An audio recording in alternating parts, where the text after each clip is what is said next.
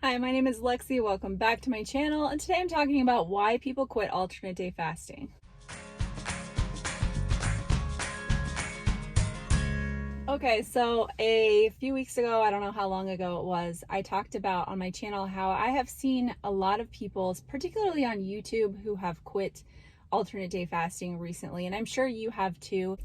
So if you've been alternate day fasting for a while, or even if you're new and you've just been doing a lot of research and trying to follow different influencers and whatnot, you've probably noticed this as well. And it may be sort of discouraging because you may think, well, maybe this just isn't sustainable. So many people quit. Like, what's the point of even starting if this is not sustainable? And I can totally understand that feeling. So I just want to reassure you that there are people who have done alternate day fasting for a long time. I know of people who have been doing it for around 5 years. I personally am almost to about 3 years right now. And there are things that make it sustainable and things that make it unsustainable. So that's what I really want to talk about.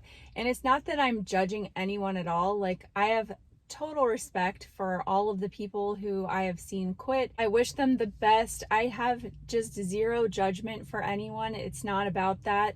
It's just kind of talking about sort of these things that may lead people to quit, so hopefully you can avoid falling into one of these yourself if this is the right path for you.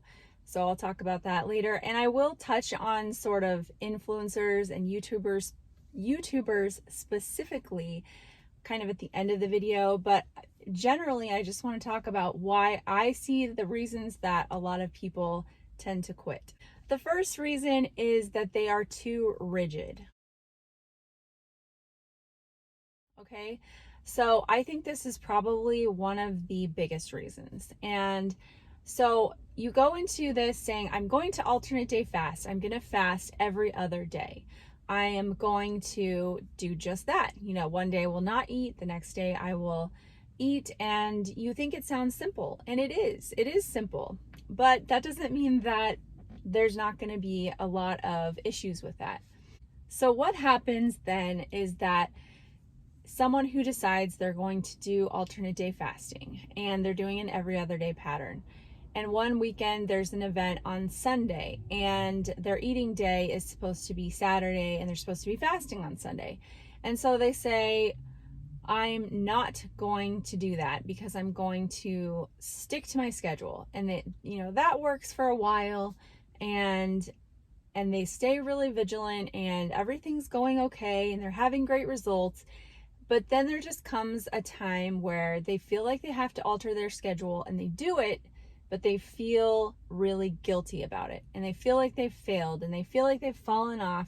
And so they don't just, fast the next day. They eat the next day, and then they eat the next day and the next day, and just sort of throw in the towel because why even try, because I messed up. I think that kind of rigid thinking gets people into a lot of trouble.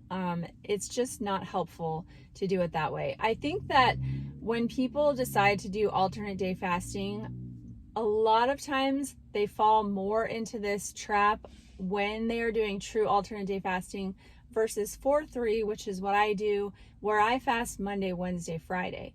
So that means I fast 3 days a week and I have my weekends always as eating days. And so that helps me to avoid a lot of that, because most things are going to happen on the weekends, right? And for a lot of people, that may be Friday and Saturday that are better days for them to eat. Whatever it is, having 2 back-to-back consecutive eating days is really helpful to avoid that sort of pitfall. And even with that, of course, I still have to alter my schedule. I go on vacation, or there's something that will happen on a random Monday or Friday or whatever that I change things up, whether it's that I do 4 or 5-2 and only have 2 fasting days that week, or if I just, switch my days around or whatever it may be. There's so many different options and ways to accommodate your life, and you don't need to feel like you have to be so rigid. The second thing that I would say is a huge pitfall that causes a lot of people to quit is either unmet expectations unrealistic expectations. Uh, Basically, your expectations are not met. So you go into this thinking, I'm going to lose X amount of pounds a week. It's going to be super fast. I'm going to get to my goal weight by this date. Okay. A lot of people do this. And this is kind of also getting trapped in diet brain. Jen Stevens talks about this in her book, Fast, Feast, Repeat, which is a huge recommended resource. I cannot recommend that book enough. It is so helpful. And there's a whole chapter on this called Diet Brain. And it's just the way that we are used to wiring our brains in weight loss is, having a date, having a deadline. Usually it's like, I want to be this amount of pounds by my wedding, by this vacation, by my family pictures, whatever it is. It's that external thing that you're like motivated to drop the weight and get down to your goal weight really fast. The problem is that with fasting, weight loss is not always, and most often is not, super fast. It can be for some people, and it can be for the beginning, like when you're getting off all that inflammation and you're losing water weight, the weight loss can be fast. But it's not that way for everyone. Some people don't even lose weight at first. I cannot predict what type of person you will be. It depends on your physiology, your diet history, what's going on in your body, what types of things need to heal in your body. There's so many different factors that it's really hard to predict how and when you're going to lose weight and how much. And so for a lot of people, what happens is they have to tweak things, they have to figure out what's going on with them.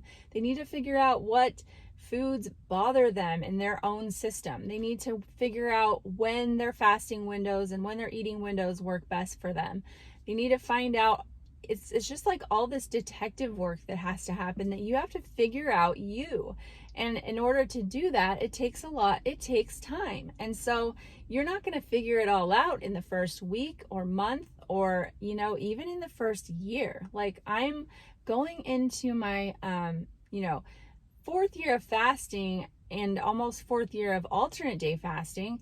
And I'm still trying to figure stuff out about myself. And I imagine I always will, because things are going to change in my life. And so just rolling with it and being curious and trying to, be aware of all of the reactions that your unique body has is what needs to happen.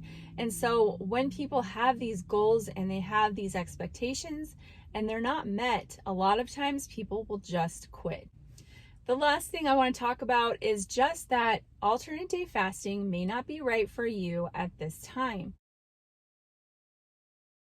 And that is a totally valid reason to stop doing it. And so whether that is because of something that is happening within your health or your stress or just your schedule, that it is just too hard for you to wrap your mind around doing it after you have given it a solid try. And I mean, 2 to 4 weeks of being really vigilant and doing your best and, making sure that it's not going to work for you, because I think that anybody could say that within that first couple of weeks where you're adjusting, I think everybody would say, this is not for me, because it is hard. It is hard to adjust to that pattern of not eating for an entire day. And your body has to adjust to that. Your mind has to adjust to that.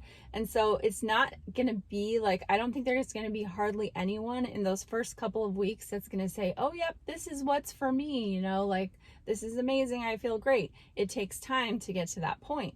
But if you've given it a solid go and it's just not working for you, and I don't mean like weight loss wise, because like I said in the last point, that can take time. But if it's just not working in your life and your brain, like, that's okay. And some people may have particular unique things in their own health to where alternate day fasting is just not going to work for you. There was a particular influencer that just stopped alternate day fasting. I'm sure a lot of you know who I'm talking about. I don't like to mention specific names, in this context, but I'm sure a lot of you know who I'm talking about. But she had to stop alternate day fasting because of a particular health condition that she discovered she had. And fasting just sort of aggravated that. And it wasn't that she didn't get a lot of other benefits from it, because she did and she loved it, but because of this one particular thing, she decided she needed to stop. And that's totally understandable. I respect her. I wish her all the best, and hope that she'll find something in place of that will help her to continue in her health journey. So yeah, and then going back to just like, if you've seen a lot of YouTubers and influencers who have stopped, a lot of the reason can just be the pressure. I know personally that it is hard to be reporting your weight and your progress to a whole host of strangers. And this is why I had to stop doing my regular weight updates, because it was messing with my head. And if you've ever had something that you've kind of done in the public eye, then you may understand this, or you may not.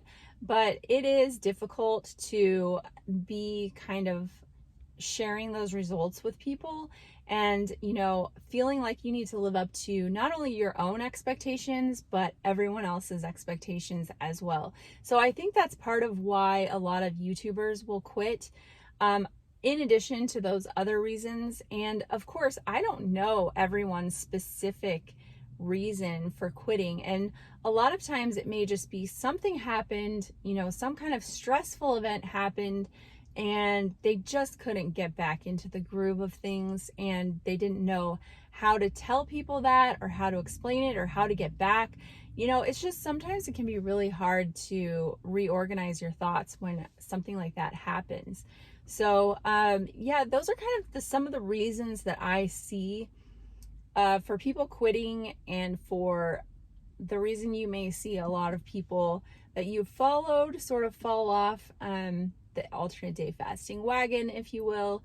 But the solution to these things, to me, is just to be really graceful with yourself. Do not be too rigid. Give yourself flexibility. Give it a solid go. But if it's not for you, there's always a lot of different ways of fasting. You don't have to do alternate day fasting.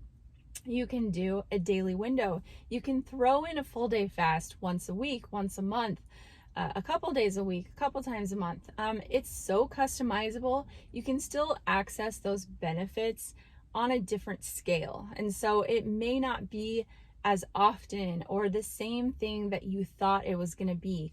But that's not a failure. That's just you trying to figure out your own life. And maybe someday, and this is kind of one thing I want to point out, is just that if it's not working for you right now, don't tell yourself that it will never work in the future, because I don't think that shutting that door is wise. I think that allowing for the possibility that one day this will be right for you is a good thing. Another thing I wanted to quickly mention, I've talked about lately that I've really been enjoying the Fasting Method podcast with Megan Ramos and Nadia Pataguana, who work with Dr. Jason Fung. And alternate day fasting is the protocol that they recommend most often for health and weight loss, and for managing things like type 2 diabetes. So they have a lot of medical background experience in their court that, like, just that alone makes me pretty confident that I could say that this protocol is super life-changing for so many people, that I would never want to put it out there that people should throw it away, because it is such a great option for so many people. And so I encourage you to do your own research and just keep experimenting, and also just being gracious with yourself. Thanks for watching. I appreciate it. I'll see you next time. Bye-bye.